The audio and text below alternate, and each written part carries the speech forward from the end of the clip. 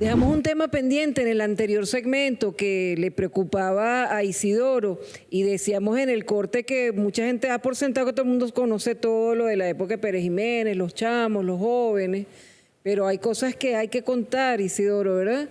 Sí, efectivamente.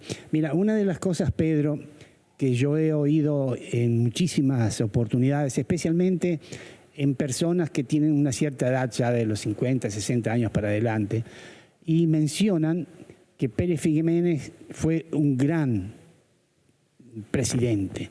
Y entre otras cosas empiezan entonces a enumerar las obras públicas. Y que realmente no era un dictador. En última instancia, alguno hace la concepción de decir que, bueno, era en todo caso una dictadura blanda, una dicta blanda, dicen ellos. ¿Cómo ves tú ese tipo de juicio de algunos que fueron contemporáneos de Pérez Jiménez y que siguen viviendo actualmente?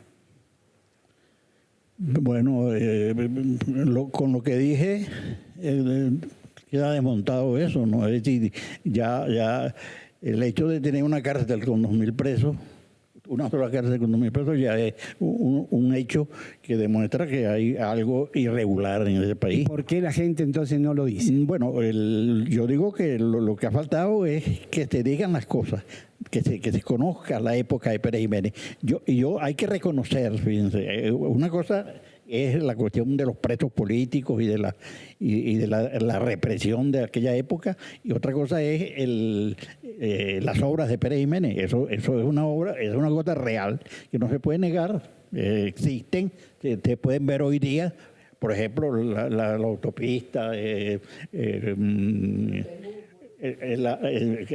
Lo del Hotel Humboldt. Hotel Humboldt, y no solamente eso, sino muchas otras obras, los comienzos de las obras en Matanzas, en las empresas de Guayana, ¿no? Y muchas otras obras, digamos, de concreto, obras que se ven, pues, obras reales. Y entonces eso, por supuesto, impresiona a la gente hoy día. Y dice, bueno, esa es obra de Pérez Jiménez. Claro, esa es obra de Pérez Jiménez, pero esas obras se construyeron con el dinero que producía el petróleo en aquella época. Es decir, en el año 54 o 55, no recuerdo bien, hubo la venta o la entrega de nuevas concesiones, y eso significó un ingreso extraordinario, para muchos dólares, miles de dólares entraron al país, y Pérez Jiménez tuvo los dineros suficientes para construir eso. Pero por supuesto, esto construyeron obras, pero yo supongo que la mitad se lo robaron. Todos salieron ricos, todos salían ricos de los gobiernos. Empezando por Pérez Jiménez. Además que eran gobiernos absolutamente autoritarios, que no tenían ninguna, es decir, no eran obras para el pueblo, no eran obras para satisfacer necesidades públicas, sino eran obras donde los interesados les quedaba una cuota del costo, ¿no? Por eso es que es importante leer con atención estos libros que Isidoro resaltaba su valor literario, ¿no, Isidoro? Sí, evidentemente lo que nos acaba de explicar es realmente la explicación de por qué algunos, muy frívolamente, digamos, superficialmente, hablan como aquel gran gobierno simplemente porque hacían obras públicas, olvidándose que no había libertad, no había democracia, no había derechos humanos, había torturas, prisioneros, sin ningún tipo de motivo, ¿no? Pero volvamos a tu libro. Yo quiero que hablemos de tu libro, el de la calle 9, que es el que yo estuve terminando. Con relación a lo anterior, decíamos que Pérez Jiménez estaba construyendo obras suntuosas de mucho valor, que costaban muchísimo dinero, pero simultáneamente en los años 50, 51, 52, fíjense, el Valle, en la parroquia donde viví desde los 16 años, 17 años, después que me vine de mi pueblo, había una urbanización que era Los Jardines. El Valle era el mismo pueblo que existió en la época anterior, en la época colonial. Una calle principal y la calle de atrás. Eso era el valle. Y una urbanización que hicieron, que era los Jardines del Valle, al lado. Hoy día existen los Jardines del Valle todavía, modificados, ¿no? Y más allá estaba Coche, un poco más allá. Ajá. Mientras Pérez Jiménez hacía esos esas obras suntuosas de miles de millones de bolívares, la gente se venía del interior a Caracas muerta de hambre y a buscar qué hacer. Y era, por ejemplo, en el valle, yo tengo la imagen de en los Jardines del Valle, llegaban los inmigrantes del interior y se situaban en la serranía. Entonces, toda esa serranía que estaba en el valle comenzó a hacían un banqueo para construir un rancho, ¿no? Y entonces, toda esa tierra, cuando llovía, se iba hacia donde. Entonces, los Jardines del Valle era, en invierno, después que llovía, una nube de polvo. Es decir, los autobuses, los carros con las luces prendidas, tenía que andar con las luces prendidas por la tierra. ¿Y de dónde venía esa tierra? De los cerros donde la gente muerta de hambre en el interior se venía a vivir a Caracas y construía en los cerros los ranchos. Esa es la época de los... Yo creo que nos está dando una imagen muy, muy buena e ilustrativa del tema. Ahora, puesto que el tiempo en la televisión, tal como se dice, necesita tu libro, tu novela, La Calle 9. Bueno, entonces, yo tenía siempre ese interés de decir pues lo que yo había vivido en la época de Pérez Jiménez. Y un día uno de los nietos me preguntó, me dice, abuelo, ¿tú me puedes explicar algo? En la escuela me dijo un compañero que Maduro era un dictador, que esto era una dictadura, que estamos viviendo una dictadura. Y yo le dije, bueno, yo no te voy a decir si es una dictadura o no es una dictadura. Yo te voy a explicar lo que yo viví y tú sacas la deducción. Y incluso hablas con tu maestro y con tus compañeros y les explicas eso y lo discutes con ellos a ver si esto que vivimos es una dictadura. Y entonces le expliqué pues todo eso que he dicho acá. Pues, y entonces se me ocurrió. Ese mismo día, comencé en la noche a escribir mis impresiones entonces sobre esa conversación que tuve conmigo. Entonces, de allí salió el librito. Este otro libro. Se llama El Pabellón de los Rojos. El Pabellón de los Rojos porque en Ciudad Bolívar habían 4 pabellones, 2 de ADECO, 1 de comunistas y 1 de militares. El pabellón 3... que era de un solo piso, todos en la cárcel lo llamaban el pabellón de los rojos, el pabellón de los comunistas, pues el pabellón de los rojos. Por eso se llama el libro El Pabellón de los Rojos. Muy bien. La pregunta está referida ahora a las técnicas. Tú acabas de escribir una novela basándote así, estás ficcionando sobre hechos históricos. Tus personajes son un ficcionario, pero de alguna manera están conectados con el episodio histórico que tú quieres contar. Bueno, yo he escrito 2 novelas y tengo otra que probablemente publicaré sobre mi pueblo, ¿no? Sobre Altagracia de Orituco. Una específicamente se refiere al pueblo y se desarrolla en el pueblo, que es Cerrero sin azúcar, que el personaje es Marisabel. Y esa novela finaliza en el momento en que está cayendo Rómulo Gallego, derrocado Rómulo Gallego, y esta muchacha con su pareja llega a Caracas. Así comienza la novela. Llega a Caracas en la época de Pérez Jiménez. Y ellos van a vivir la época de Pérez Jiménez y la muchacha se va a meter, estudia medicina en la universidad y se va a hacer comunista y el esposo no. Y van a vivir las angustias y las vicisitudes que vivían todos los oponentes a Pérez Jiménez en la época. La clandestinidad, las pintas de letrero nocturno, el reparto de volantes en las noches. Y por supuesto no había periódicos, no había televisión. Todo lo que se decía en televisión y en los periódicos tenía que ser favorable a Pérez Jiménez, no podía haber nada que criticar a Pérez Jiménez. Entonces nosotros, los que estábamos en la resistencia, pues lo que nos quedaba ahí en las paredes, pintar paredes con unos lápices que los hacíamos nosotros mismos, unos lápices negros y rojos de cera, que había que agarrarlo con papel para no llenarse las manos. Por si acaso lo agarraban a uno. Claro, lo agarran con las pruebas en la mano. La prueba de que estaba pintando paredes, no era Pérez Jiménez, abajo Pérez Jiménez, no era la dictadura, y tirando papelitos. Era una época de terror, sin embargo, bueno, ya vamos terminando el programa, sin embargo, me quedó en el tintero dos preguntas. Hay otros elementos de terror que no estaban presentes en esa época de Pérez Jiménez y se vivieron después en Venezuela y especialmente en el sur, y por eso yo quería terminar el programa haciendo referencia al tema de los desaparecidos, que no había esa figura dentro del gobierno de Pérez Jiménez, dentro de la dictadura de Pérez Jiménez. Es un tema doloroso que después sí estuvo presente en Venezuela y en el sur, y por eso queríamos finalizar el programa con un microvideo que divulga un libro entrañable, un libro muy breve de dibujos del artista e ilustrador sureño Sebastián Santana, que nació en La Plata, Argentina, en 1977 y vive en Montevideo, Uruguay, desde 1984.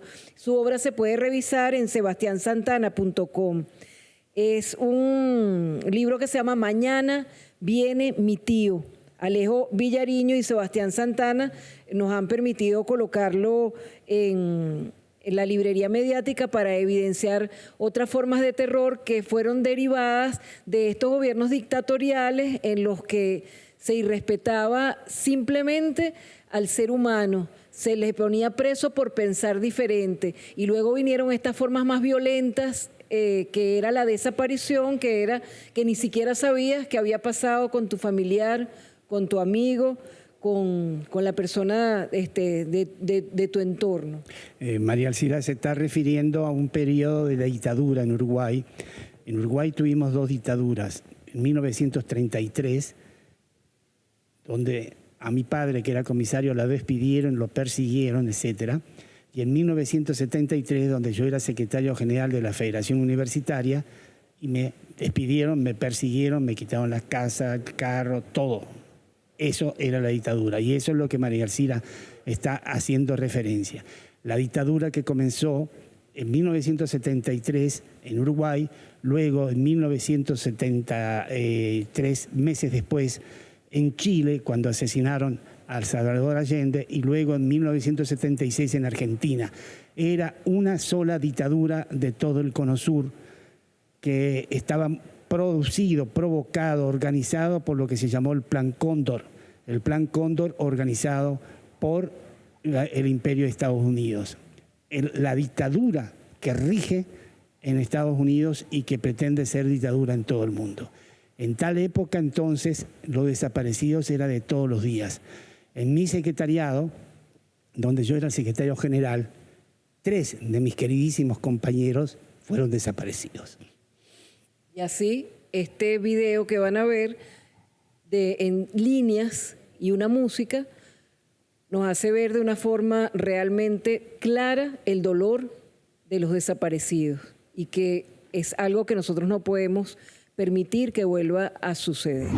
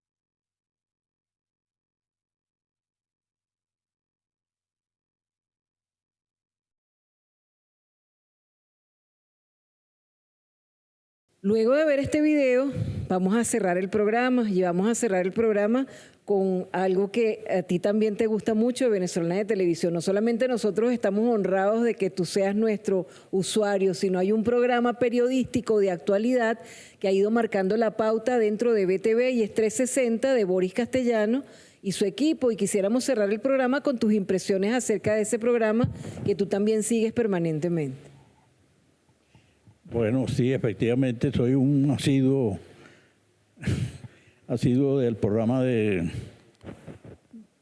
Boris Castellano. de Castellano, que me parece extraordinario, me parece el programa más ágil de la televisión, parece el programa que provoca verlo, pues, porque tiene mucha agilidad, está en todo, todas las noticias del momento las puedes leer, las puedes ver allí. Y no solo eso, sino